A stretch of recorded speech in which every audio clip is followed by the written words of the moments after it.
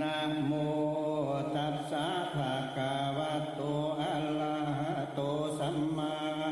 สัมพุทธัสสะยังปันนาตังรัญญามะอาปัฏฐาวิอุณนาติตวาพระมัณนาสัพพิยาพุทเตสุตินเนสุยาวะภุมมาโลกาเอกะโกลาลังจาตังอัตโหสิรัมนัตธัมมาเตสันนามาสนวาพยาสาปัญญูตัญญาอันอุอาจอันพยาเวทันตาละเจ้าอักภาษาเอรูปเนาปินจานแจจูจากกาพามดังอัญญามนันศรัทธาอันวาสาปัญญูตัญญาอันลำเลิศเจ้าความบังเกิดยังอาสัจจันและมหาปัฏฐาวิอันว่าเป็นภาสุธาอันนาสังขยาวาได้240,000 ยศจันนาขณนาอย่างโกลาหุนเกิดก่อนยังโตโตจักขาวานโดยเตจาตันแห่งมหาสัจเจ้าอันภาสัตให้ลูกเต้าปินตานเก็บธรรมราชาหลังอันโปสลับขึ้นไปกลับตัวเต้าถึงภูมิมาโลกปุ่นก็มีเลเทวตาโยอันว่าเทวดาตั้งหลายมวลหมู่ทวนนาโยหิมมาปาสุดว่าได้ยินเสียงสั่นแทบไทยแห่งเกี่ยวแก่นไทย24 อันพันตีจำกว่าเทวันดาสัมจุตุนโดยโกลาหุนมีมากเทวดาจึงออกปากจากกันว่าพิวาลังละธรรมทรีสีนุ่มเนาหลอนหากสาดิษเข้ามาสู่ในแก้วกูกุลดีเมื่อยังวันดังอันกลอนบ่หัน2 สีสู่พันปีดองในแห่งของสาลาดังอันนางก็จักธามาผู้เหล่ากำนาหัวลูกเอาปินตาดังอันนางก็จักเดินไปตามร้อยดินอันใหญ่อันน้อย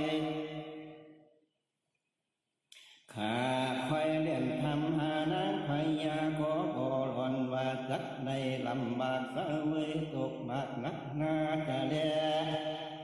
เทวดาก็จากกันสันนี่เดียวก็บังคับเทวบุตรเกี่ยว3 ตนว่าเจ้าทั้งหลายจงไปกายกับเป็ดบินเนื้อเนตร3 ตัวพึงโกเข่งขาบ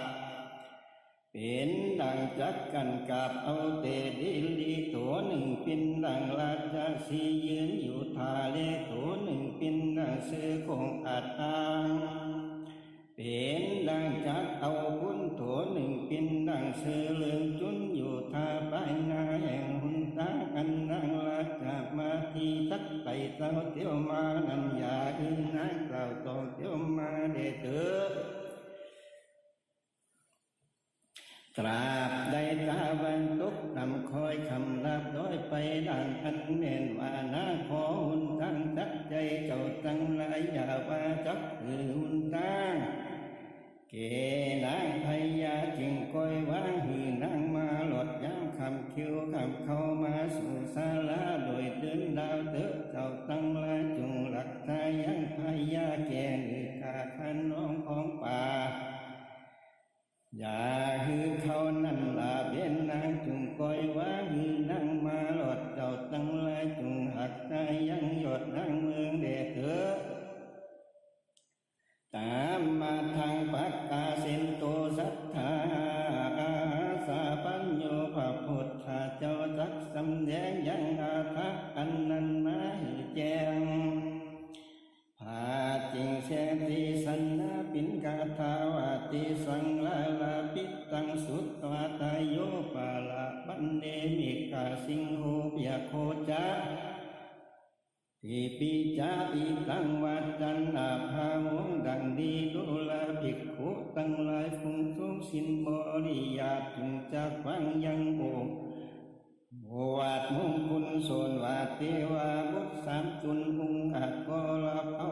วาดคำสอนแห่งเทวดาทั้งหลายมวลหมู่อันทั้งนาโยหิมมาปา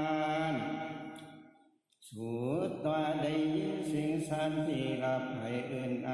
ำตาก็คนขาสุดคลุนน้ามีปอดใจน้อยป่ายอดซอยสองสลีหือว่าจะมีเลือดเดียวกับจังงานดอกเกี่ยวกันหาเทวดาจนจึงเทวบุตรกินจุมบานเดลาเม็ดปินเนื้อเน็ดสามโตอันยึงโกคืนขาเป็นดังจักกันกับเอาแต่เดลีตัวหนึ่งเป็นดังราชสีเป่าเปิบจากตัวหนึ่งเป็นดังเสือคงอาจอ้างเป็นดังจักเอาคนตัวหนึ่งเป็นดังเสือเลืองลุงลามาบกขามันตาอันนางพญาจักมาตีมากาจอมเข็บอันนางแหบให้ลำวิ่งงอนคอนั่นเกิดสิงโหพยาโคจาติปิจาอิตังวัจจานาภาบงดังนี้อันว่าราชสีและสือพายาได้อันนั้นเกี่ยวกว่าในภัยเจ้าตั้งไงอยากหิสัตตัวได้ตัวหนึ่งกันนางราชามาที่เจอกันนางราชามาที่ใจขาดแล้วจาลีลาดก็ติงว่าจักตายตามกันหางามเวียนฟ้าก็ติงว่าจักอุ่มนาเข้าสู่มรณะคันว่านางพญาตายไปแล้วก็จักได้ละส่วนเกี่ยวสองอันคือว่าจักได้ผัดผู้พันผ่านเพียวกับจังลูกแก้วเมตตั้งสอกจะแลอาทาติตายุเทวาบุตรโตมือนันเทวาบุตรสามตุนอันสัสวัดก็ลาเป้าโอวาดคำสอนแห่งเทวดาวาสาธุดีลีและว่าอันแล้วก่อนเฮลาเมียดเวทพันนาวิเศษเป็นเอกาคาน้องสามตัวหนึ่งเป็นดังราชสีกองอยู่ทาและตัวหนึ่งเป็นดังเสือคงกิ่วกองกุงลายเลืองตัวหนึ่งเป็นดังเสือเลืองไปนอนเลืองไข่พาหุ่นตั้งเจ็ดดีนางตาวราชามาจากเมื่อปัญญาตาวันโมกากาดก้อยตกต่ำห้อยลาบด้วยกูจักเอาหูมันแลลุกไปหือดิบได้เมื่อยังวันจะแลกูจักสระเล็กมือสู่ในแก้วกูสาลานางลำเบื้องสันดีเดียวนางเกี่ยวก่อนมีตุนนั้นจันหล่นลายปันไปมานางก็จิตน้ำตาสีจับใจนางก็ร้องให้กล่าวคาถาว่าทัตติขันนี้ที่ตั้งดังนี้ว่าโอ้ยหนออันว่าเสียงกันดีจอดบองอันกูทักแตกตองหูมันกูยังก็คุ้มพันบอกขาดก็หล่อนรุดจากมือไปสายขาเจ้าอันใสลุกไปหอยบาไว้ก็คำสักษาตกลิ้นไปมาตากินหน้าตาคำสายก่อข้าเม็นลาดินตาคาอันไปมาพาละไม่ตั้งลายบ่หอนมีลูกให้ป่าก็หันมีปังตกขาหรือตาสาปาติสาอันวาติสาหุ่นไตขอบหาคดปินดังหุ่นฤาษีเกโกนิโนอาสักเจนนั้นนินาดูลานางจึงออกปากในจิตนิมิตอันนี้เตะก่อนผู้บ่หันมาบันนี้ผู้คอยหันหรือตามนมากอันนี้ก็หันหลักแต่คุณโกนิเม็ดอันนี้จักได้แก่คุณนางลูอาจักปินลายแก่ลูกน้อยลูอาจักปินเอกเอพายอดชอจอมทำนิจานางลำพึ่งเส้นนี้เดียวนางเกี่ยวกับการทาว่าขันนิทิตังนิปฏิตังตาคินนาคิจจะทันทาติอัปภาลาภาลินโนโลคาสปะโมหันติเมติสัตสะสัปปะยาหันนัสสะลัมพิอัสสัมมากัมมานังปฏิอัฏฐกัมหิตัมหิสุริโยปาลาปันเนอุปาดาอุตังนีว่าโอ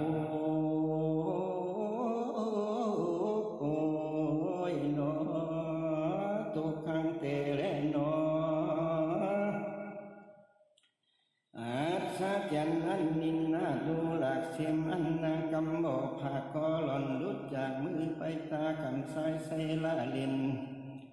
ต่ออาคามินพอเสียนตาพาปั่นเพพิษพ้นใบตั้งมวลฟุ้งนี้ลูกในป่าคอหันปั่นตกขาลือตาสาปาติสาอันวาติสาตั้งมวลคอยวันปั่นไปมานี่นอในมือตาวันลุงว่าปองนางเท่าต่อเตี้ยวมาสู่สันลาเลือดเดียวยังวางไหลหันหน้าลูกเกี่ยวแหลกผู้พันอาทางวันนี้อินสันได้ตาวันยินลงต่ำจากไก่คำเป็นตาเนื้อปลาลาเสือสิงมาขวางไข่หุ่นตาดีนั่งทักไตเต้าเตี้ยวเมื่อนี่เจโจปาลาเตสุริโยภาสุริยาอาติตก็ทุกต่ำคอยลาห้อยหลับตาไปไกลสาลาล้อมหลอกกูจักเข้าไปหลดตั้งใดนี่จ้าลูกไม้แดงงามแง่กูเมได้เตป่าป้ามาเปิดจักปินของกินอันหอมอื่นชามเจ้าจึงต้องกินจะเลเกี่ยวกับตุนเอเฮ้ยเจ้าลาลูกกำพาตุนเดียวอยู่กลางดุงเกี่ยวเกี่ยวผู้บ่มีไผปินผู้นอนเสียงสองพึ่งเตียงอยากเข้าปอผาเจ้าหักรักเราล้นคาจะแลเตนนุนนาบุตตะการว่าสองคาสตรานุเก่าเนื้อก่อเศร้าบุญจุ้มแบอารมณ์ใจหอยตาวันทุกต่ำคอยกินใจผาอาทิตย์ใสส่อง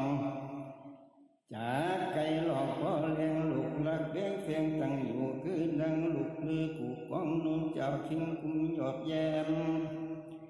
แม่จูบแยมตั้งวันสองจมพันเอ๋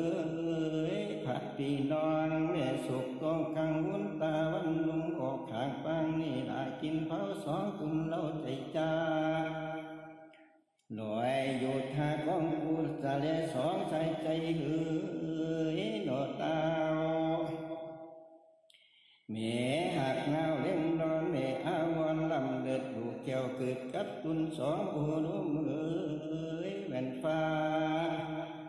ลอยอยู่ท่ากองกูคือดังลูกเงืดลูกโมโตหนุ่มเดือลัดแม่อะไรนั่นเล็ดนาเตนุนนาบุตรกา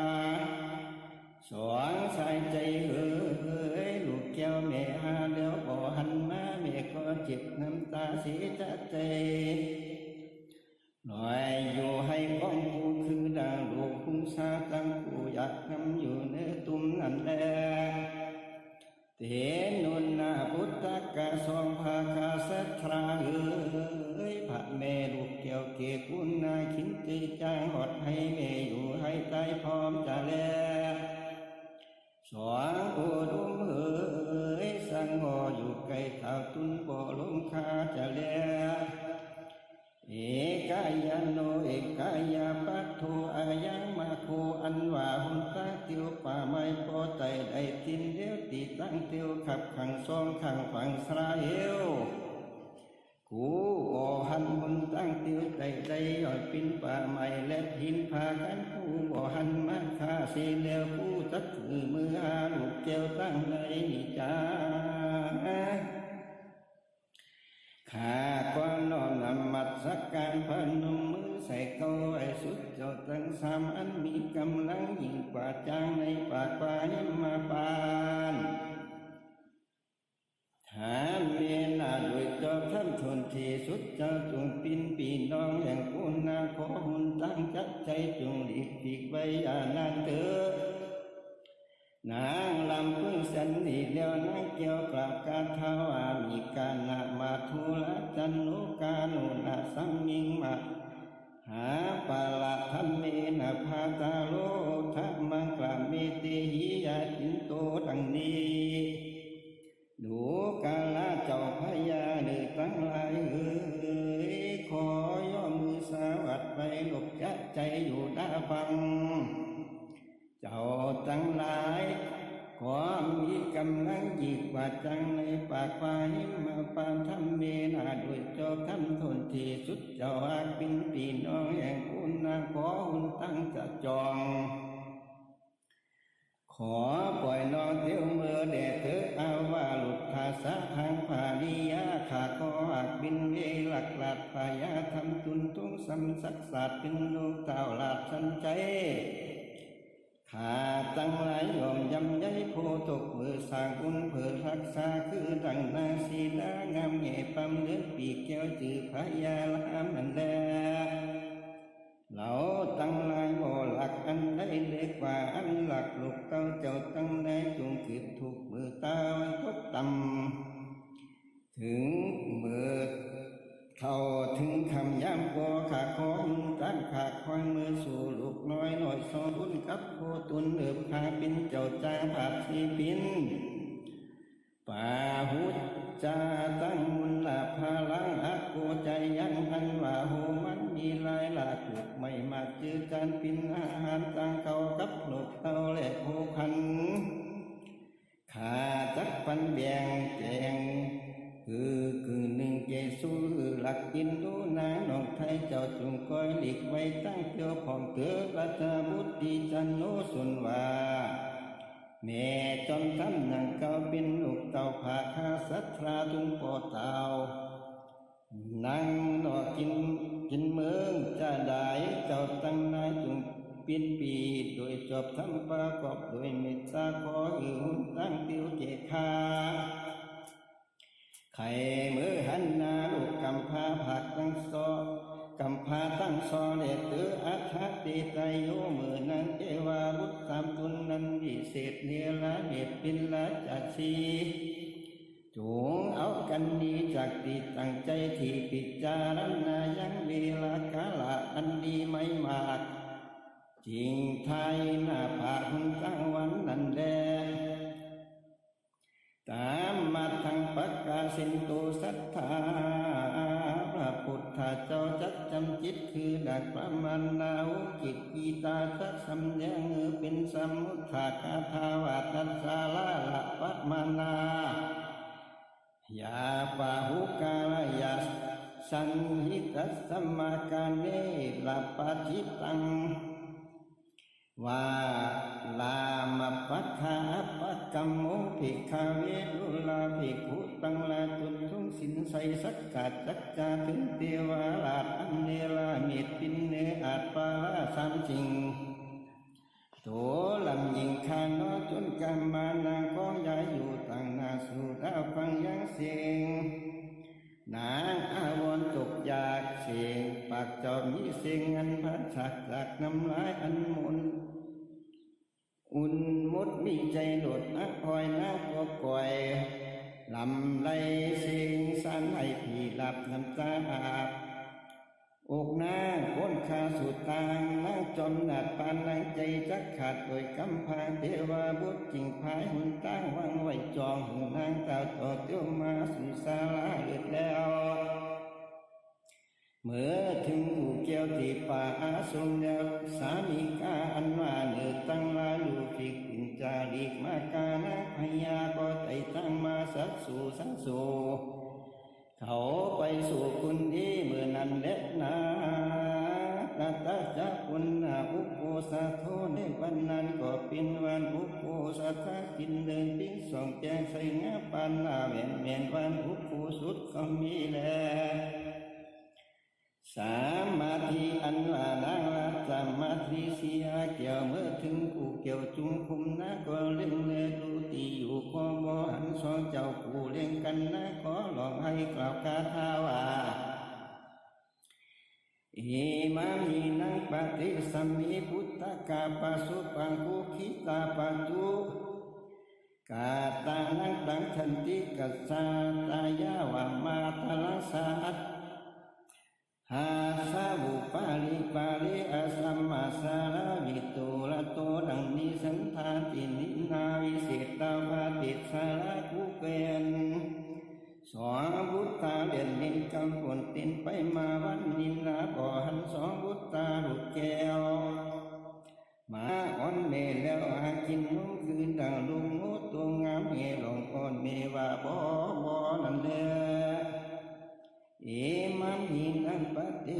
มิในตีนอินนาวิเศษตาพระติดอารามสอสีงาเห็นฟ้ากูเคยหันหน้าจนใจสองข้าไปตั้งได้บ่บินกินเกือกดินตอนสายสองสายใจเฮ้ยงามแย่เหรียญมาตอนหลับเมตเดตีไกมาหิงสาคือทางลูกคุ้งสานเมตเดินดันเตเนื้อตุ้มนันแลอาลาเปียลูกบานพาติดตาจนท้ายมากำขับขากำพายฝุ่นนินกูก็หันบ่วินสักวันนี้กูก็หันสองกำพันเก็บไทยในปีไกสาลานี่เล็บหนาเส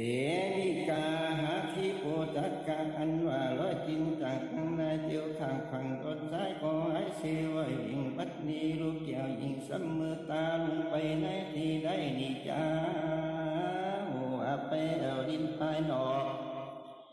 เขตดาวของสาลาหลุดลืมมาอันจ่าลือรู้ว่าผ้าปิดตาตุนโปหีซองเราเต้ารับอยู่ในหอกผ้าพันนาสาลาบ่ตื่นเตือนจ้าสวนว่าแม่เนื้อเล่แม่นกไฟเอวเลี้ยงสัตว์เลี้ยงหากินเยื่อลาลูกไม่เปื่อหากินคนเตี้ยวดินมีมากหันเลี้ยวหัดเอาไปอยากทานนั่นแหละมีสันได้กูนั่งนี่ไปป่าเตะเจ้าลาลูกเกี่ยวไว้อยู่คนดีขึ้นมาลูกก็ว่าปกง่ายเจ้าปกเขาให้อยู่ดอนได้เล่นหาสองสายใจเอ้ยกำพาสองหนอลาไม่ไปไหนนี่จ้าอีตังนี่สังป้าละกันตังอันว่าร้อยตินขาดเตื้อต้องเยยุดย่อนตามกันคืนดังลูกจางอันพัดแม่เตี๋ยวดาวแย่เล่าดอยคอยยังปากดอันน้อยมาบอกผ่อนบัดนี้สองอ่อนน้อยไม่ไปไหนนี่จ้าจิตตักกาอันว่าก็ใส่ข้าวงามเลี้ยงหลอกสองเจ้ากบกำพายสองสายใจเอ้ยผ่าแม่บ่หันแล้วแต่วันว่านี่จ้าว่าลูกกายาปีโอคินนาปุตตะกะปังสุขุคิตาสายข้าวงามจัดตอนสองอ่อนอ่อยแม่ลินสาเอ้ยกูเคยหันหมดขัดช่องเจ้าหน่อยลาดยินไว้นี่น้อยปูเล่มือก่อนข้าตั้งกูไปเอาดินไก่กูสาลาหางเนมาเลียนตอนช่องเจ้าปีนอเล็กหากันว่ากันหาเฮ้ยกันหาเมลามาว่าสันนีจูวันได้บัดนี้กูมาหลอดแล้วขอบ่หันลูกแก้วผู้ไหนนี่จ้าสามีกีสักกิลิมีกีปังสุกุลนี้คือดังแม่เปียปินกูอยากนำอยู่เลลุนลูกสองคุณยังอ่อนขาบ่หล่อนลูกพาแม่ไปไกลกูมีใจอะไรบ่หืดลูกแก้วคืดกลางอกกูยินตกบอกขาดเพราะว่าเจ้าน้อยลาดยินห้อยน้อยอีตันจานิสังกีละหนากำปันรูเบลูวังอันว่าเครื่องลิ้นลูกเกี่ยวเมตังโซโกยังลีลายละปิวเด็กเด็กพ่อนลอยปอยบ่หันสองซอยสมอนโนไทยลินอยู่ไกลสารปัดยิกามาคัดตุนต้องสุกเรื่องเดราดาดยากินจุกจากมือพากูเลี้ยงหาพัดจอดแล้วก็บ่หันลูกจะเมตังสองคือว่าจาลีจิตจอยกับสังนาดนอนนาดหน่อยกันหานิจาท่านนานุเมตังกูก็ให้ย้ายความเพียงติมไปด้วยน้ำจังสองเต่าขอบอกบุกลูกเต่าเมจมอกเมมาทีตกหมัดไม่ลองอำให้อยู่ลี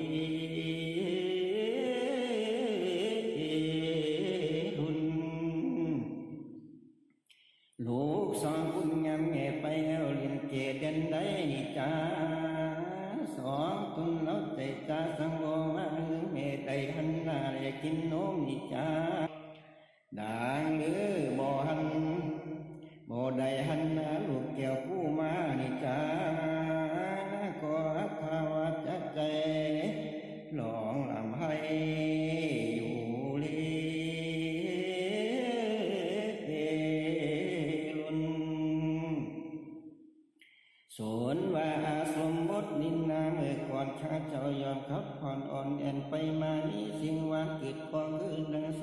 พ่อเมืองสวรรค์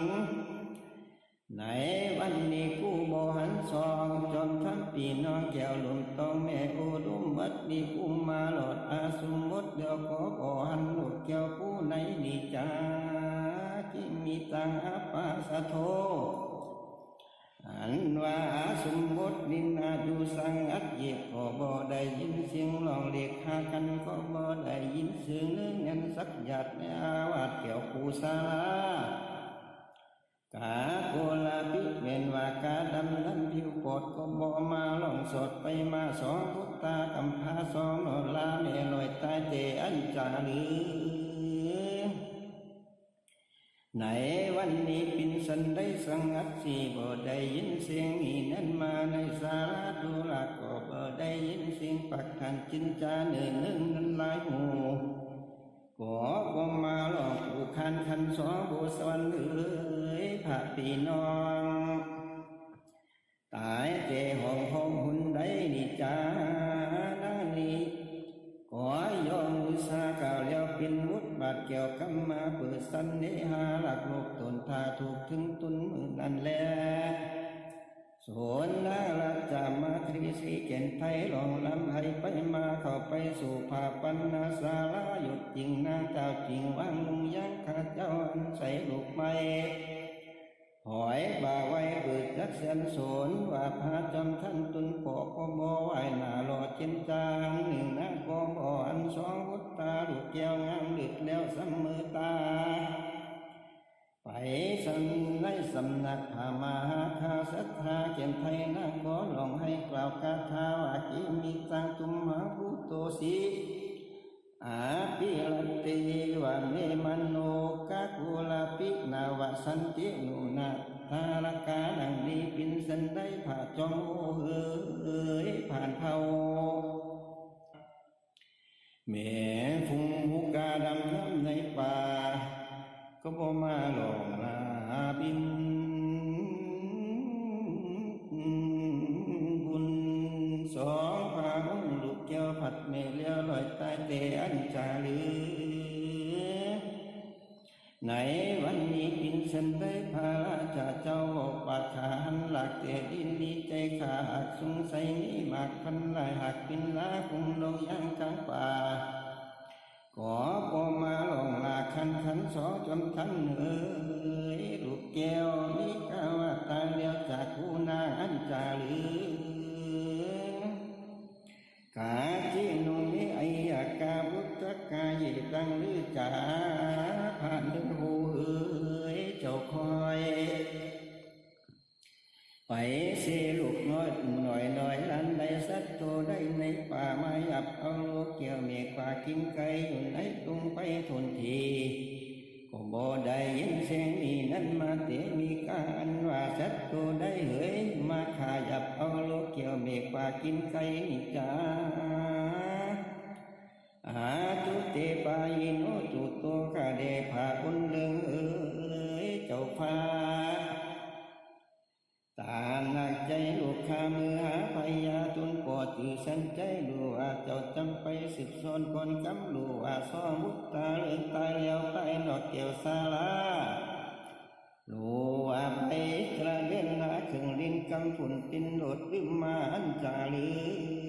อเนวสันนิติสันติกบอันลูกเกี่ยวผู้ในจ้าทาในกาลเมื่อนั้นสวนเดือแลนดกดีลายหมูกอยยักตื่นตินสักโผติมไฟโดยอันตราเดินไปหาเยลาลูกไว้เปื่อหากินคุณเตี้ยวดินมีมาทันแล้วหากเข้าไปอย่าทานนั่นแลมีสันได้คุณนาละจามาทีบ่ออันสองสีตังกูนะก็อันเนื้อบูดขึ้นมานะจิงกล่าวคาถาว่าอินนิสัมมาคุโลกาปาหุกายะติลิมิกายหิสุปุเปกิลิงสุเตกุมมาลานติสาเลตังนีว่าโอยนอส่วนว่าตายคำและกัดตายนกเข้าไปตัวป้ายินกุมลายละลาย ยายจึงตินไปมาสองบุตรตาเคยพันผูกตินทาเนยตินเอวไปมาสองสุภาเฮ้ยลูกเจ้าตายแล้วเจ็บตั้งได้นิจาอิมิหังสาจักโขนจะมาอยู่ละสนว่านกคุ้มบินนากัดนกขินอาจบินทรงนกยุงกาปิดขนแอนตัวเต็มเกินไหลงามสองขาเคยเล่นดินนกตื่นตินลองว่าก็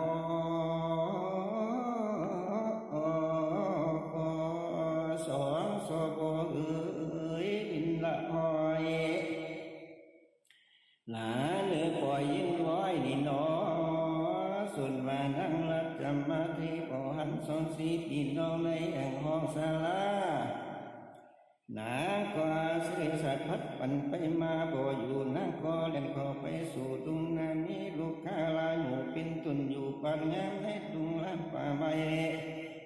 หัวบ่หันสอนเอาไทยแม่หุ่นได้นะเกี่ยวกับกาถาว่าอิมิตินาวาคุมมาโยโอปิตาสัพพกาลิกายาวาสุปุปุเปกิเลสุติคุมมาลาราติสาเลตังนีว่าโอยโนป่าไม้อันนินนามิลายอักคุมเสียงคาคุมแน่นเนืองดอกไม้บานหนึ่งเดือกูโกหันเดือลายพันสองโอสวรรค์เอ๋ยเก่นไทยปลาเมไว้ลอยตาแล้วจะแลโสนนาราจามาธีราชินีตุนเมไปตระเดินนาลูกเกี่ยวโกหันแล้วเตะลงได้ในสันทาที่นี้ก็บ่หันสองลุงไว้สักแห่งตีสันติก่อบ่หันคุมเขียวเสมดอกไม้เกี่ยวเก่นไทยสองสีลูกอนกหัดสันดีลุงลาหยับเอาลูกเกี่ยวเมกว่ากินไก่สัตตัวไหลมาหลอดหยับเอาลูกเกี่ยวเมกอดคุมกินนั้นจาลืออีวังบุตติปีมหาสัตโตสนว่าพามหาคาสัตราตุนทุงหยดอันมากข่าวโกโมปากกาจินจาสากัมมันแดตีนันนาลักจามาทรีสีโนไทยลองลำให้อยู่วิงวอนว่าข้าเดพาผู้ทอนเอ๋ยโนตาวดังลือเล่นมายิกนายาวกีดโบปากกาจินจานิจาข้า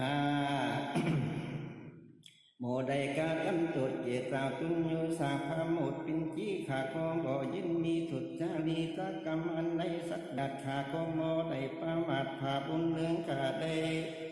ยินกำถึงกีดกังน้ำตาหลังเลยตุกินตกเต่าฟ้าบ่ว่าผาขิงข้าบ่จินจานี่แลตาตัวคาตาลังอิโตสัลลาวิโทยะทาวันโนตาจาบุตโตนายาสามิกาลีกันหาตินนาทุโคดังนี้เทวาคาเดม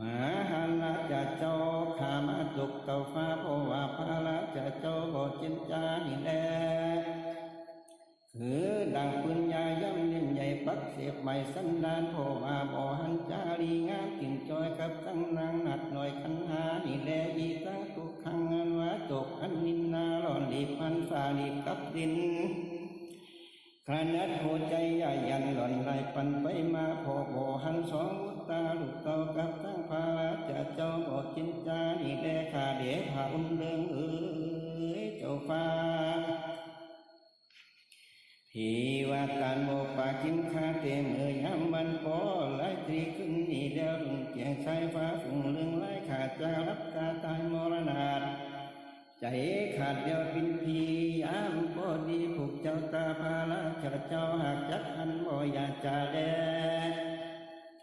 อาท่านมหาสัตโตในกาลนั้นมหาสัตเจ้าขานิใจว่านางราจามาตรีสีหนุ่มนาปินนั้นละลูกเจ้ายิงขานัดกูจะกัดใจยังกิเลสกรรมมันหยาบจักกรรมลาตาพยาเพื่อจักถึงหาสียังกรรมสันนิหาอันใหญ่จึงจักตานถอยใส่กรรมลายจึงคุ้งพาอุบาย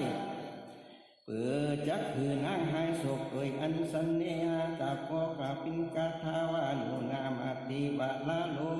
หาลจาบุตติยาสาสินนิปัตโตสัญญายา เขมิตังสายามากตาดังนี้ว่าตุลาลัจจามาเทปุตุงสุมดีสักษาปินลูกเต่าลาดลิสาบาดนี้มึงนางลาไปป่าเตเจ้าลาตุนเดียวนั่งจิงเขียวมาตั้งคำตามาตุกตำคำมืดเดียวจุนเวลาเมืองนางจิงเปียงปินมาไฟน้ำตาไหลออกไอ้ลำป่าไม่ตัวไงดุงมาลำลุนสม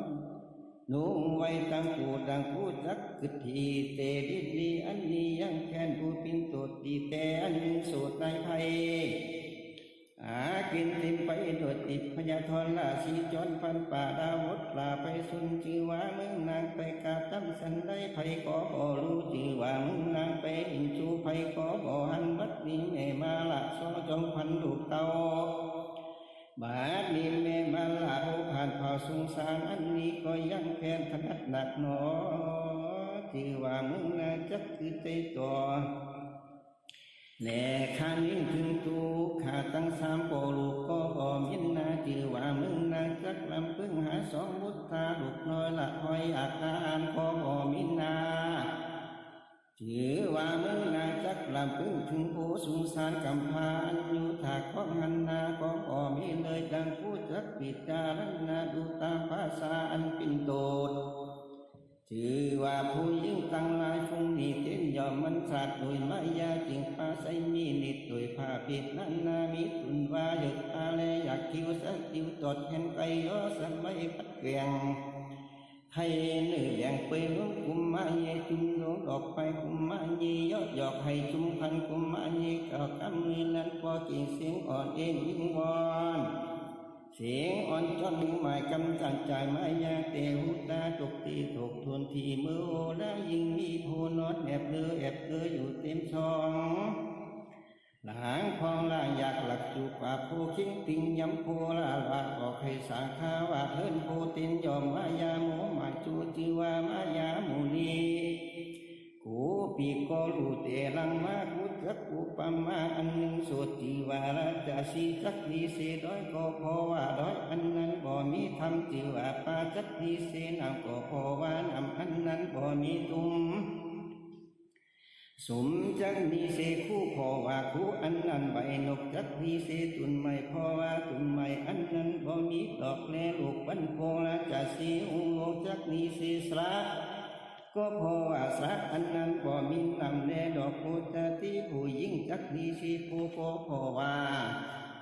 โหอันนั้นไป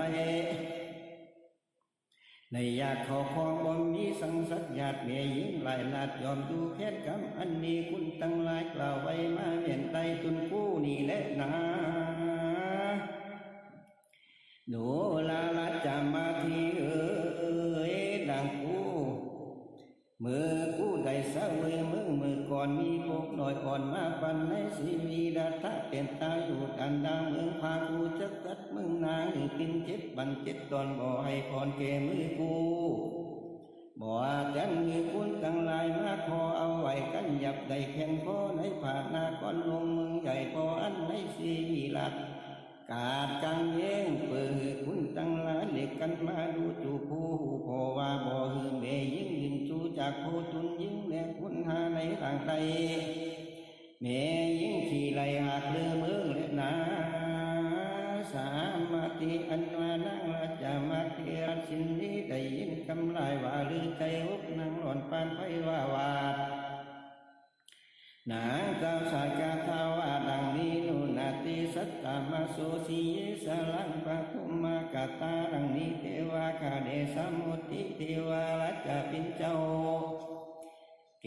เพ็นอินเดจันพาตั้งหกอินเดนขาโคบอลูลักคุณได้เจ้าเจ้าละขาโคใส่ใจหลักขาเจ้าฟ้าอยู่เนื้อหุปินโคขาบ่เจ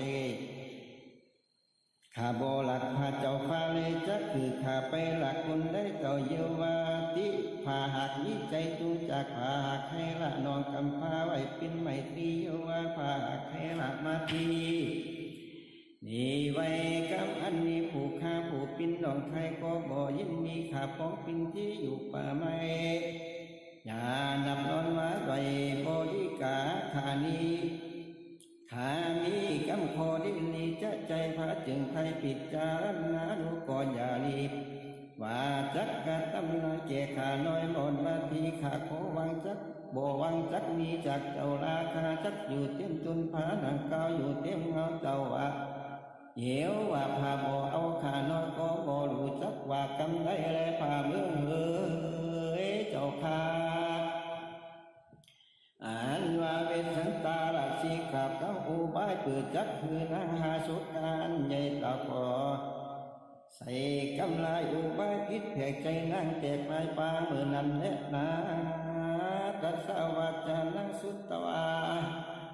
สวนว่านางลักจำมาที่ได้ยินกำลายว่าลือใจอกนางหล่นปานไฟผ้าผ่าวนางตาจิงกล่าวคาถาว่านุนัตตังสัตตามโสสียิสาลังปตุมากตาดังนี้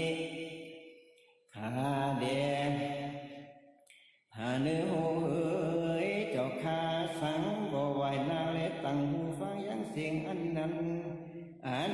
มีก้อนเงินตัวต้องลุงนาฟูมูชัดบากหรือแหลมาลาลูกเกี่ยวเมียช่องสีคือมาลัดจะสีโตกาเสือโคมาอยู่ทางหุ่นตาเสือลือข้างกลางปากขาก็ตกกับปาเตบุญกูนังหูป้องยาวเหยียดขาก็ลึกกะอุ้มมือใส่เขาคือโตเจ้าจำใจว่าจะกินเนียฉันได้เก็บผ้าดินเรียกฟ้าก็หันมือตกปาติสะตั้งลายก็เพปันสันนั้นของลันไปมาตานนี้บ่รู้ว่าปล่อยว่าข้านี่ไปลิ้นอยู่จากหาจอมทำนี่จ้าข้าจักไปออกนาเอกดังลือดีเพิ่นก็จักคือว่าข้ามาที่มีจูเพิ่นก็จักคือว่าข้านี้มีใจสาธุโดยคำจันนาเพิ่นก็จักคือว่าข้ามาที่มีใจบาปเพิ่นก็จักคือว่าข้านี้เป็นแม่ล่างหลาดมาตุข้ามเพิ่นก็จักคือว่าข้ามาที่กาทำปิดในลาเพิ่นก็จักคือว่าข้านี้ไปลิ้นจู่จากโพตุนพึ่งนี้จะแลกำมันดีบ่แม่นของเล็กนาผาเนื้อหูเอ้ยเจ้าฟ้าขาจักกุมนาขาบอาวิจียจะหรืออาหุปุเปกิมมิตังเมวุจารันตาภารันเยใจขาเท่าไปว่าตุนโกมือตุนโอขาไปกลางป่าไม้หนึ่งลายยังติสะทั้งลายลือเลขาคอนเพพิษพลติสะทั้งมนขาคอนนูหลักลอยว่ามาลัจะเจ้าวลูบ่หันนั้นจะหรือเยตังเลือดีบ่ว่าข้านี้เป็นดีถูกจากว่าจอมทำนันจาข้าเดพาบุญลือเอ๋ยเจ้าฟ้าพาใส่ตุดข้าจิบใจอกนางหล่อนปานไฟพาเพราะว่าพาละจะเจ้าเก่ากำพานี่แลมาเหวันโนราจาบุตโตอันว่าพาราชีตุนบุญกว่าอยู่พาติตาลุงลีอย่าไกลสนละจะสีเลสือปายาได้กันลูกเกี่ยวเมกว่าตั้งกุมสออาลุงหลักเมตั้งกูเสกอย่าลูปานีฝุ่งสุนีและจักแท้อย่าได้กะทำลายเจลูกเกี่ยวเมตั้งสองเลตือขาต่อมีกำพัดทำนาดังอันจะใจจริงจักได้หุ่นตั้งฟังคำเขียวขันเข้ามาสู่ศาลานี่แลสิงโหปยักโคจะติปิจะขาเดภารัสเจ้าไก่สลาจะสีเลสีคงเกี่ยวของกลุ่มลายเลืองซื้อเลือสัตว์นั่นหนึ่งลายหมู่เขาก็มาใหญ่กันอยู่สะพังขังขับขังมากายังตีกลางป่าไม้ขาอยู่ให้วันพอจึงจักได้หุ่นตาตั้งคำเข้ามาสู่ศาลานี่เลปีพญาเป็นเจ้าเอ๋ยสวนว่าพญาเวทฉันนอนโนตาวตันของโลปากตานถอยตัวสักกะมันเดตัตุปะทายาตั้งเล็กเตนั้นไปไปนาส่วนบาลังราชมาติโคของให้ถึงขนาดใจน้ำตาไหลอาบตาตกเต่าฟ้าอยู่ลีลุนเพราะว่าหลักลุกตุนจักใจนางก็ลองให้กล่าวคาถาว่า อาหังปฏิจจพุทธจาจิรมัจจมานาโพอนุทิตาลติจตินาพัมมานาจารินีหังดังนี้อักขังอันว่าขาดตนจือมาทีราชินีก็มาอยู่ปังเนินการผ่านเผากับโดยพาละจะเจ้าเลี้ยหลุดเขาทรงพาวุ้งขาของแพงร้อยจุงติดตัวกับโดยเต่าจุนโพยาวยืนตัววันคืนคำเจ้าปาฏิบัติพาจะเจ้าดิ้นดีแลสองละยังเป็นราชินีอยู่เป็นปืนตาจำสินและนาอังอันว่าขามาปั๊มเรื่องการเพื่อสื่อพายอมดังเสือเอาใจเจอตกไหลโดยอันไปหาลูกไม้ได้โหมันมาเส้นวันคำเจ้าเปื่อมาเล่งพาละจะเจ้ากับตั้งลูกต่อโนตั้งโซจะเลี้ยอีตั้งคุณนาลังตั้งเขามินคำงามกินจอยเมก็เอามาหานะหนุ่มน้อยกันนาพัดตังคือว่ามากินสุขงามผิวพอเมก็เอามาจิวผมกองจารีลูกไม่ดีงามเมสุขแห่งเจกินมันเมก็เอามาลูกแก้วสองสุภาเอ๋ยเห็นไทยจูงจุดกันมากินลูกไม่อันคุณเมได้เทปาปามาดิเตออีตั้งมูลหลักเจมาลิการว่าหลักกุลุนข้าวงามจัดจอนามหอมอ่อนเอาใจมาพงสุขใส่สาพอมากสร้างของวันไหนมาขาจับใส่ลูกใหญ่มาขาดุนใหญ่มีโยลูกปันปงลายหลักนำพึ่งมากชื่อจานขออัญเชิญพระอุบาลเลือดยาจึงจักเด็กเอาลูกเกี่ยวเมลามาเสวยดูเถอะตัวมังจาจาลิโนอันว่าดอกโอบานเลือดยังจานจุงคือลูกเจ้าจิจานีดอกขาวุฒิบานแบ่งซอยตัดจุงปันอีเจนะดุมหน่อยกันนามาหาราชเจ้าจุงเลี้ยงดูคาตั้งซอจัดตอกไปพอเดียนพระราชเจ้าจุงคอยดูเจ้าสาอันว่านากันนาดุมน้อยนาจุนจอยเสียงดีสองโอสินีเลือดยาสังโบมาหึงเดไตหันนาลูกเกี่ยวอยู่ไหนกูเกี่ยวอาลามิจาสัมมานาตุขาตุขมาขาเดมาอาลาจะเจ้าละตั้งสองคงมาตกโศกเศร้าเสมอกันขอว่าพยาคำใจบาปข้าละผากมึงมาผากข้าสัตว์ลาเอ้ยเจ้าคอยไปเสลูกหน่อยล้านใดนิจาคือว่าจารีใส่จินจอยขาดกันนานอนหน่อยกันนาเมนิจาสัมมาโนพัมมาเนนุนาโอ้ยหนอลอยว่าขานิมิตใจหาทำจัดแล้วไหนคำมาเกี่ยวทั้ง300มิกะเลคำอันบอดีได้ดาเจ้าตุนมีสินมีเศษทั้งเป็ดตุนดีตั้งใจหมดปินจีใจจ้าวางขึ้นฟ้าถึงสวรรค์พอว่ามีบากกันดังพันสันโนตบคาริงโอได้หันนาลูกคำพาทั้งสองจะแลนาก็ย่อมือสาขาไปหลองลำให้ไปมาเพื่อว่าสันนิหาหลักลูกตนถ้าถูกถึงทะใจนาจริงไขสานตัดต่อไว้หน้ารอพระองค์การตาวก็พอไขสันตัดต่อก็พอไว้หน้ารอสักคำหันแดดตัดสมิงกะเทียนโตในกาลดันส่วนว่ามาสัจจก็ตุมีภาวะอยู่บ่ปากนังตาวอากังวลแม่คนอีตุนนั้นสันหล่นได้ปั่นไปมาจิตน้ำตาสีจะเจนั่งขอลองให้เล่นไปมาป่านดังลับสมีผาดจันเดืองใส่ซองหือนางเจ้าต่อเที่ยวมาให้ยังสองสุภาพอบินขึ้นเล่นดินเตตีตั้งได้มีตุนว่าใจลุมไม่จุงปูนะก็ไปดูรถเดียวก็บอนดูเจ้าเมตตั้งใจนะก็ลองให้กล่าวคาถาว่าอิเมเตจุงปูกาลูกคาเวติสาสันตุวาลิตาวิวิธานิจตานิเตกุมอาลานัติสาเลตังนี้ว่าโอยโนทุกขังเตเรโน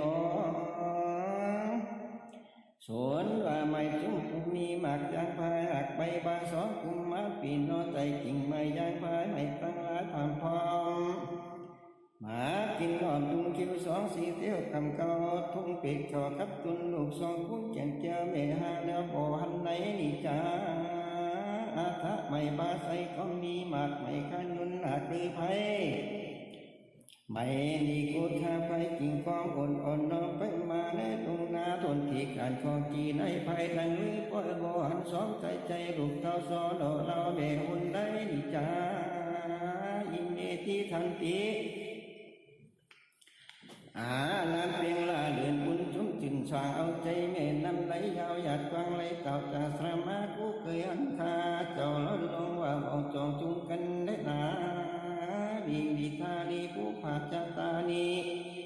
จ่าที่ดอกไม้ตั้งหลายก็มีหลายจิงจนบ้าเบี่ยงซอยดูโบในตรงลงคำความยายหยาดผมดุงเขียวสองสุดเที่ยวสีเที่ยวคำเจ้าหอมกินเหล้าติดตุนลูกสองคนยินน้ำเมื่อก่อนขาบ่อ่อนลูกผักเมไปในบัดนี้ปล่อยบ่อันสองลุงไว้ตั้งกูลิมไก่กูสาลานิจาวิธานิปุปัจจตานิอันว่าดอกไม้มีไรสิ่งปินโตกิ่งดูโบในกรุงลงดาวเจ็ดพาติดต่อกิเลอย่างปรากฏวิโบไลสอนเจ้าเกียนไทยเมฆอันมานิจาอิมิหังสัทธกาสะปาริปาทาจะส่วนว่าลูกใจใจสักเรียนลูกมาเกี่ยวแก่สุงข้าวลูกโง่งามตัวเต็มเตียนข้าจังเรียนจุนกันข้าเคยยุบพันบ่พากลุกสั่งมามากลงหลายที่สันติก็บ่หันสอนดุงไว้สักแห่งดังเต้าเรียนขึ้นมาสูสาลาที่เขานางก็พอหันมาสัจจะศพเศร้าเงาอยู่บ่ปากนางเต่าอากังอุ่นเมฆก้อนนี้ตุนนั้นสันหล่นลายปันไปมาติดน้ำตาสีจ้าใจ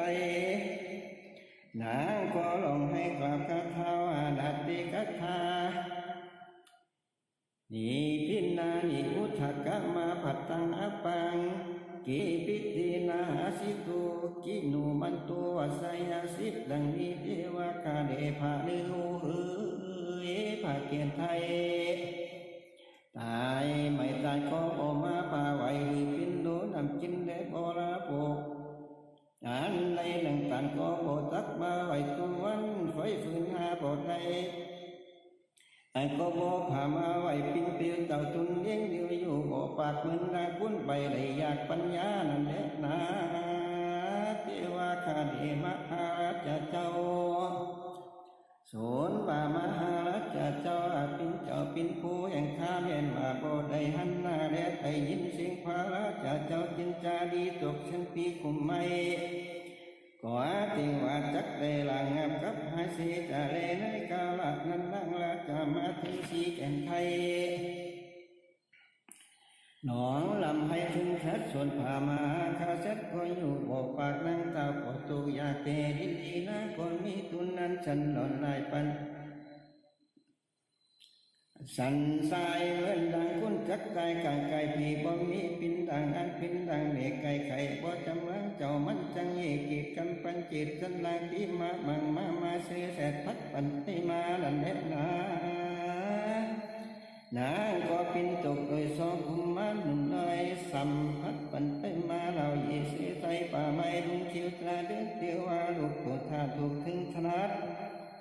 การสิ่งไรที่ขึ้นนั่นแดนลุงเชียงเดียวก็บ่หันหน้านะก็อดนางก็เที่ยวไปหาเราไปตีเก่าไรป่าไปรุนนางก็ขึ้นมาสู่ในเจ้ากูศาลาหมอกมบ่อันสองบุตรตาปีน้องน้อยแห่งห้องหุ่นได้นะก็ตราเลื่อนไปหาบ่ยังตกขอกห่างอารามเล็บป่าโคตกสอโคยคืนน้ำตกลงละป่าไม้โตแดงไล่เขาเที่ยวเล็บป่าทำทุกการนำเละห้องข้าคุ้มน้ำนาแล้วหัวใหญ่เมฆก็ไต่ไปหาก้องบ่อันสองบุตรตาดูแก้วลอยว่าตายแล้วแก่กูนางนิจาบุตรโสเกณาภุพาโสนนางลักจามาติราชินีหลักลูกเต้าสอเจ้าเจ้าอยู่ลีรุนก็บ่อาจจะลงทุนอยู่ใดนางก็ลองให้เล่นไปมาสิ่งวันได้ครับโดยสุภาพและอันสาเวียงอายังสองมุตตาลูกแก้วพักเมแล้วไป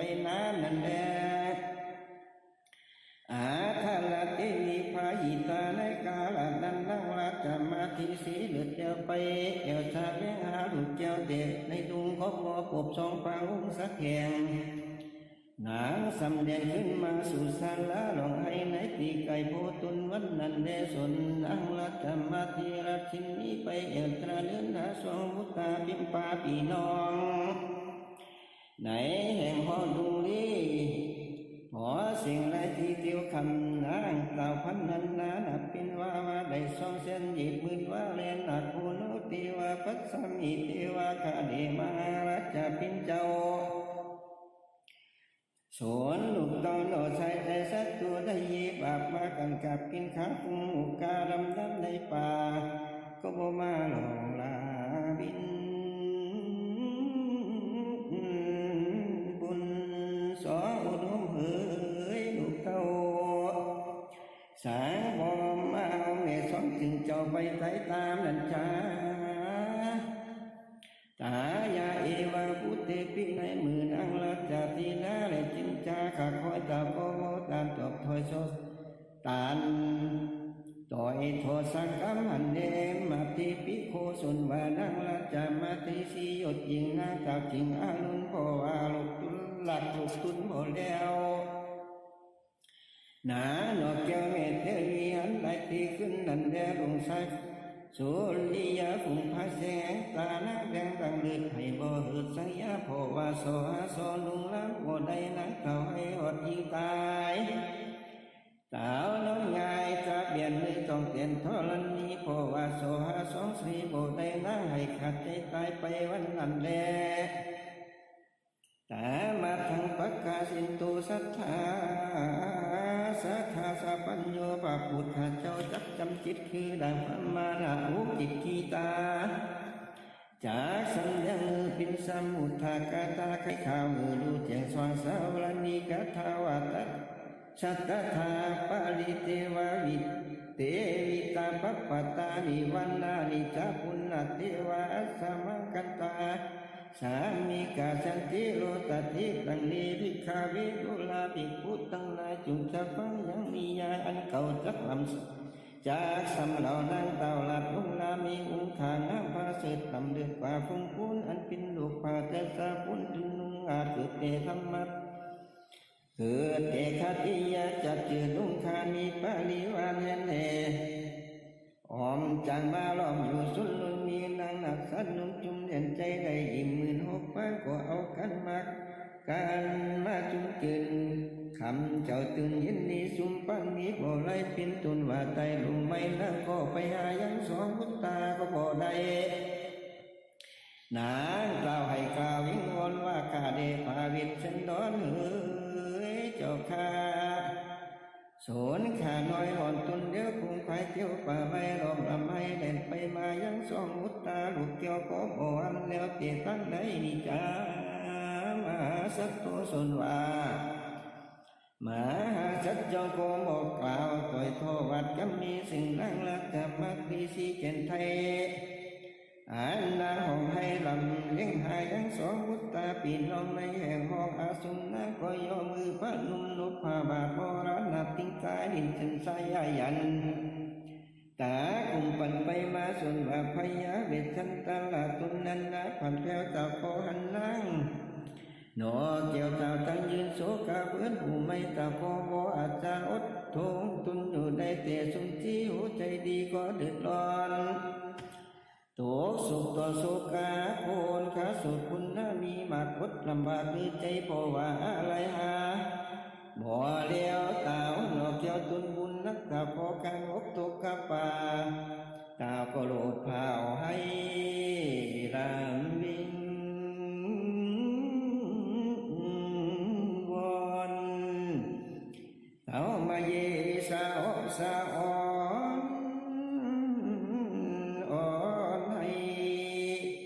สมวยเนื้อเรียกว่าได้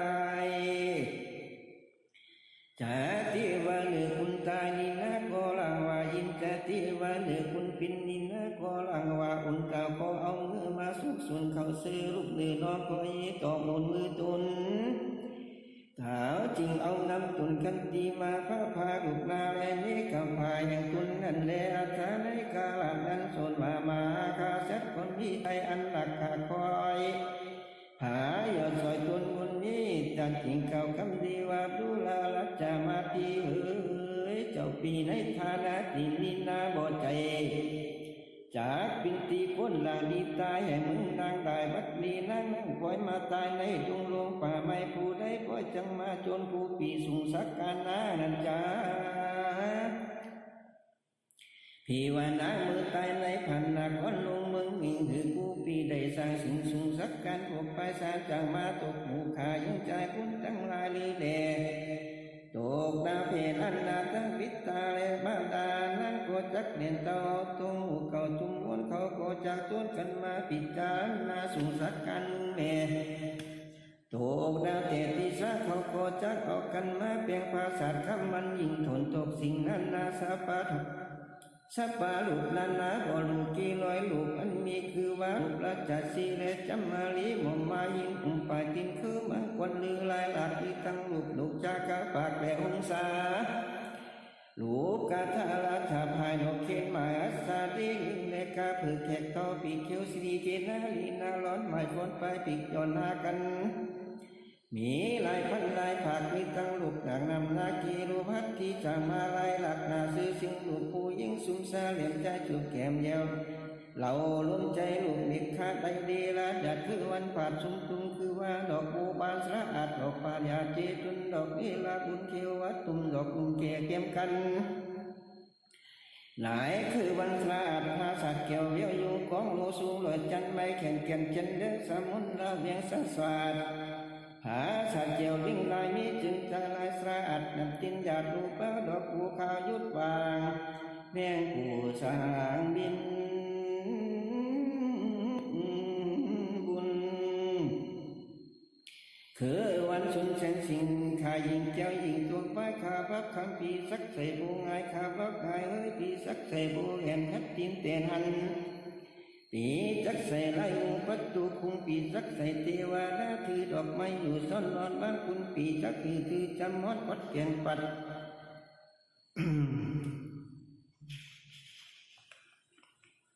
หมาคุณปีจักคือสัดกลางมาคุณปีจักคือหางยุ่งยอยืนยาหยาบโดยจำมาวิคนยิงไตฟ้ายิงดูคาน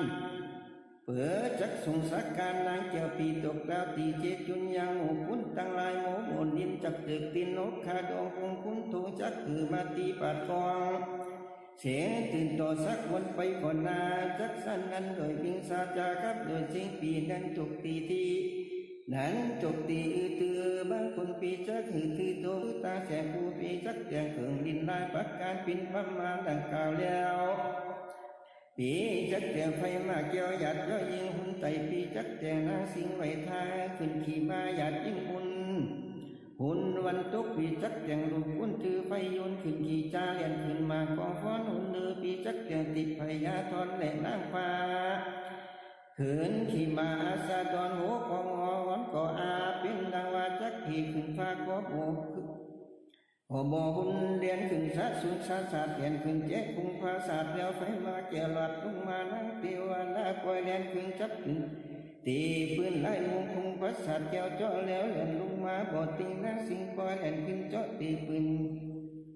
กลางไงไฟสายไงกลางคำไปวันออกปีจักแต่ไฟเขาตอบแล้วออกไปพีลูกผมปีตัวตืบไก่เจือกขึ้นจับคุมลูกไฟวงแล้วไฟโนยุงตัวมีปีกขึ้นเปิดลีกันลุง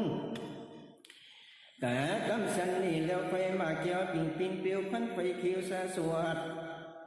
สันนำขึ้นหยาดกองโลกพันไฟมัวจะโจดชาโลดขึ้นกลางอาปันดังดาอยู่ฟ้าผู้ปีจักเต่าจักหมายใบเองนาพอเลี้ยงดูขึ้นพระผู้โตลงมาผ่าผ่าเป็นนางเป็นไฟงามยมดอกปันเข้าตอกดำแล้วไฟสลายดอกน้อยทีดอกถอยจีจุนสาโบลุนลูเจ็บไฟมาเกี่ยวอยากปินเปียวพันไฟเขียวจิตโจฟ้ามานกาปางด่างจากบินบุญลุมปันกีบิสลีตมาหุมปังเก่า ภาษาอิเมเจ้ามือบุญกาจันสันดีแล้วจริงเป็นโบราณสูงสักกันนักข่าวพยามาแต่ก่อนและนาหาเจรุลานาใจปีเอ๋ยผู้สลัดดังหรือแรงมาเสตุนเจ้ากราดกลางไฟให้ตรงลงป่าไม้กูปีเจ้าจักให้อยู่ดอมได้โดยปริยายปางเป่าโหสองหูเขาจิตน้ำตาเพราะว่ากูปีมาเสได้เจ้าตุนเจ้ากราดกลางไฟเพราะว่าเสได้นางงามหาพอได้กูปีเจ้าจักกุมนายพอดอมได้ตกหานางสันใจหนอลานปินกำพาผักไก่ตุนวันนั้นเลอัฐามาสัตตุสนว่ามาสัตเจ้าเกียนไทยสาวก็ลองให้เด็กคนนั้นเห็นว่าเกิดถึงนักจมใจจินจากอันเป็นกำพาผักไก่ตุนวันนั้นเลสามาธิอันว่านางราชมาธิส่วนกูปีเจ้าจักกุมนากล่าวว่านางตายว่าอันวันนั้นแลมาตีพิโคส่วนว่านางราชมาตรีสีผ่านเที่ยวตายไปหน่อยหนึ่งแล้วจริงคืนมานางพญาจักกุปินบาปโดยสุภาพอันคุณลายก็ขอทาสุมาข้าไปโนภาพาไทยผู้ทอนว่าข้าแต่พาผู้ทอนเอ๋ยเจ้าคอยไปสิลูกหน่อยล้ำในไปอยู่สันทาที่ได้จ่าอัฐาในคาลาเบื่อนั้นมาสัจเจ้าจริงกล่าวคือดูข่าวอันมีว่าดูลาลัจจามาที่ส่วนสองสีลูกเต้ากูปีโกได้มีซองจึงเจ้าบินตั้งเก็บพระมราชาเจ้าเก๋อันลูกเตบานมันมาหลอดสาระถึงทองมาขอเอาซองเจ้าปีน้องไปเตวันวานี่แล้วแลตามัจปกาสินตุสัทธาสัพพโยพระพุทธเจ้าจักจำแดงอัตตาบาลีปามือนางลัจจมาตรีสีหนุ่มเต้าไปตราเดินนาลูกเต้าทรงสีแต่กีรีป่าไม้ตกแหลงไหลดวงไฟจึงใจสุดจิตเกเตวิเรสุทุนผาจัดสาพุทธุอยู่เก่าพระพุทธเจ้าจริงติสันนะปินกาทาวาตามาสาปิตังลาจาบุตติอุทาโกนาภิชัญจทาทัสสันอาสาธานาเอกอัตตาภาวิชติปิคาเวรุลาปิพุตังนายจุจักฟังยังนิยายปุปปัจจาแห่งหอมาตลาดอันดีส่วนว่าราชมาตรีศีสาอาจอันปินจือจัดมาตาลาเจ้าสืบใส่มาแล้วก็ไปเจริญนาสองมุตตาภูวานาตายอย่างรบนางตาเรียนขึ้นมาสู่สาราที่เก่าไก่ผ้าบัดเจ้าวิจันดรนางก็สายุกมือมนใจขาดไก่ผ้าบัดโพตุนเจ้าก็เอาน้ำทุนคันตีพาลาชีฝึงฟังหลังน้ำตาทั้งไรตัวมือลูกนาแลองนางจืนเดียวนั่งแก้วถึงขึ้นมาจริงธรรมะสองมุตตาเจนไทยซึ่งผ้าบัดไทยละชีวกาเดภาชีเอ๋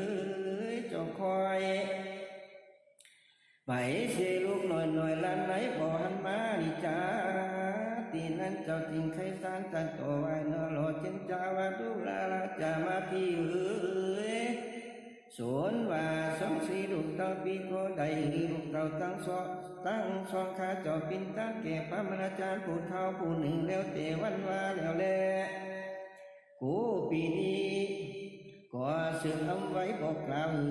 เกี่ยวเกียนไทยเตมือยามมาเยวานะหลองให้หายหดเยวานะหลองให้หดยิ่งตายปีกูสีนางงามได้ปากเป่ากลางป่าไม้เดียวว่าเจ้าบ่ได้อนุโมทนาจิมปีได้นาดูลามาที่เอ๋ยยังมีพระผู้หนึ่งนาเมียนไหลอยากแต่นักนาขินใจบ่มีอันใดสักสิ่งสุดเตียยิงตอมน้อยคุ้มควายหาลิงปากเขาลำบากก็เลี้ยงตุนเลี้ยวเศร้าเลี้ยงกลางป่าไม้เพราะว่าพระมันไหลบอกกูตายจึงสาไปทุ่งลงและกลุ่มเต้าเข้ามาสู่ดุงมาหลอดสลาปีนองก็เพื่อมาขอเอาเกี่ยวลมต่อเมนีไปในวันวานี่แล้วเละบดใจว่ากูปีนี้จังหมอลักษณะหน่อยกูปีก็ ยังหลักร้อยเต่าเต็มจิตปีก็พอพิเศษยังกำทัดดีแล้วจึงลูกเกี่ยวปินตาเก็บพามรีบจักรีเจนจากเอาช่อเจ้าผักไปไกลบอดจันนางจำใจมาหลอดบอดจันนางมาหอบแต่ช่วยจุ่มบอดจันมาให้กินนมและจูบข้ามอบอดจันนางมาหอบสองเจ้าปีน้องนางเลือกรักสองขาสักตราปีน้องขอหน้ายาให้บุญหัวใจจุดจัดอะไรขอขาดยาได้ให้นักกินกว่าดีขอว่าสองยังปินละสีในกิริปากบางโอดอยู่สาโพธิสุปาสุขสำนักตกคำเจ้าบ่สุขเศร้ากาวนกันสองตุนลาบ่ตายเมื่อนาก็ยังจักได้ปกลูกเกี่ยวกำพาเมียจอมใจข้าไปตั้งใดบ่เวียนบุญอันนั้นหนักจักหนาวขึ้นมาบ่อยากจะแลส่วนมาสาคุเลสัจเจ้าตุนดีมีพยาอันโมนั้นกันนันยาจกเข้ามาสู่ในติอยู่ทำโคดัง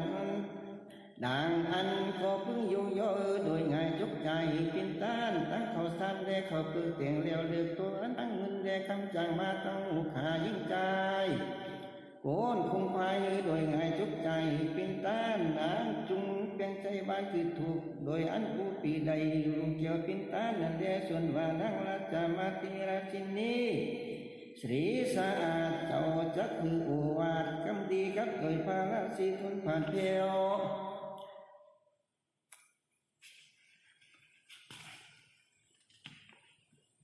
อันภาษาหิรูเกี่ยวปินตานปือแหลกเอาพยาสาปัญญุจัญญาณหลึกเดียวนักเกี่ยวปออนุโมทนาดูก็กล่าวคาถาว่าอนุโมตามีพุทธกีตานามุตตามังดังนี้เทวาคาเดมาราชเจ้าข้าขออนุโมทนาจงจึงกราบโดยพาราชีเจ้าอันภาษาหิรูต่อปินตานนั่นแหละเทวาคาเดมาราชเป็นเจ้าตุนปินใหญ่กว่าคุณทั้งหลายในโลกนี้แล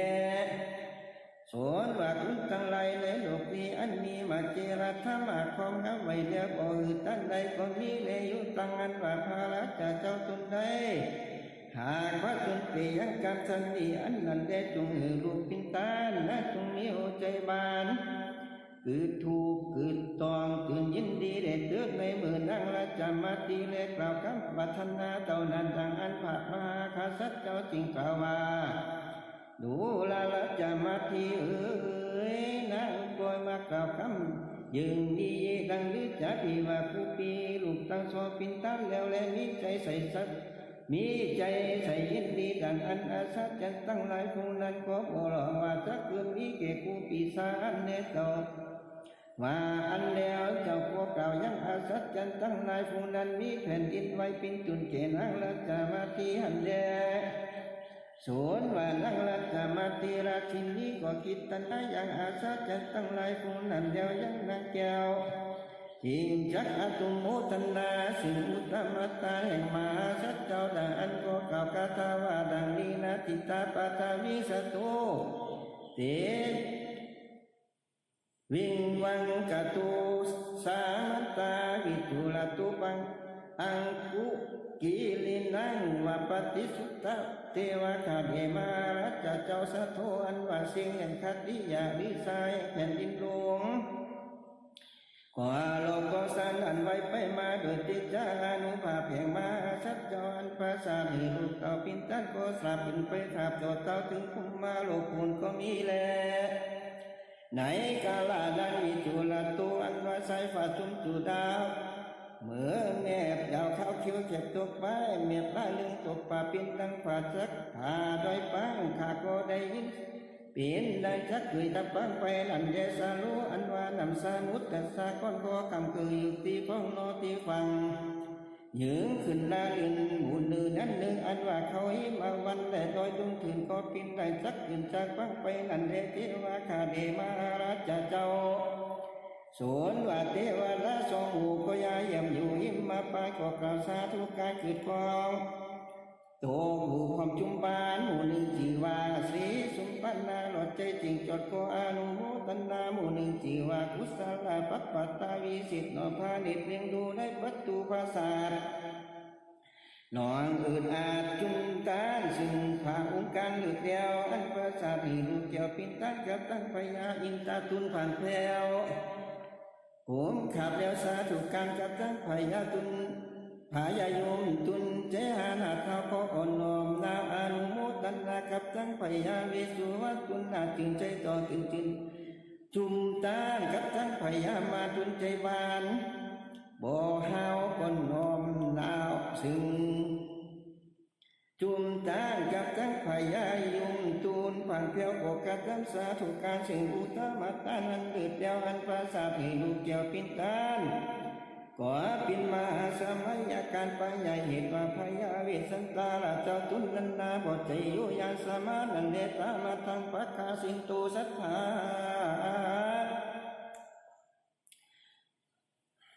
สาปัญโยภาพุทธเจ้าจักสำเนียงคาถาไขความดูเจียงสร้างสว่างสาวรณีคาถาวาอิติวะอิติมัทิวะลาโล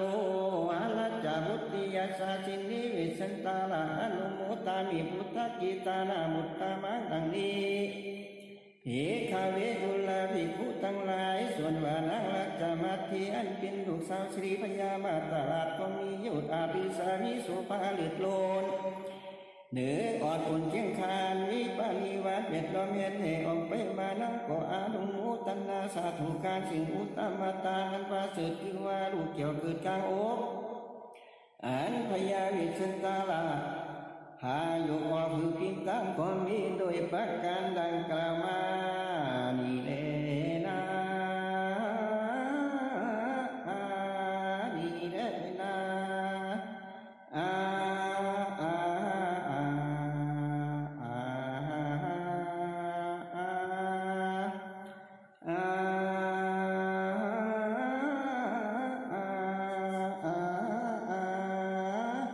มาตรีปปังนิเท